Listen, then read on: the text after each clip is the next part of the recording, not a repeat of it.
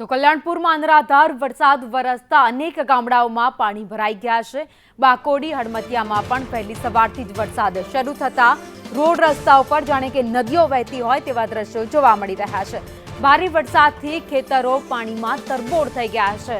ખેતરોમાં જાણે કે તળાવ હોય તેવા દ્રશ્યો જોવા મળી રહ્યા છે। આખા ખેતર પાણીમાં ડૂબી ગયા છે।